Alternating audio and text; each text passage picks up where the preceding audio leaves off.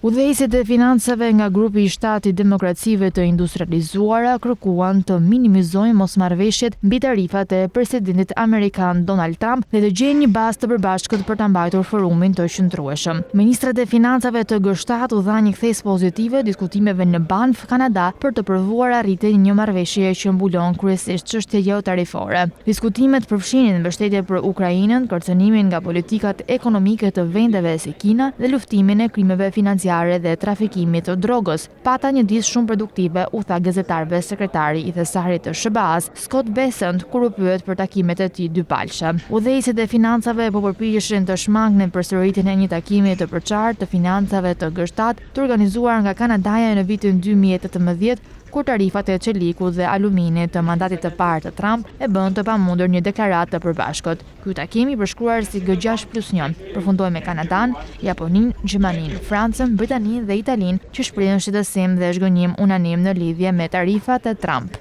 Tarifat amerikane janë shumë më të gjera këtë herë, por burime brenda G7 thanë se patën një përpjekje për të gjetur kompromis me Bessent. Ka pasur një përmirësim të dukshëm të humorit, tha një zëdhënës i ministrit francez të financave, Eric Lombard. Ne patëm diskutime të sinqerta dhe të ndershme midis aleatëve, shtoi ai. Më parë Lombard tha se ishte i gatshëm të ikte pa një deklaratë të përbashkët për sa kohë që G7 arrinte një mirëkuptim më të mirë se si do zvoglonte çekuilibra tregtar, të përmirësonte politikat e rritjes dhe situatën në Ukrainë.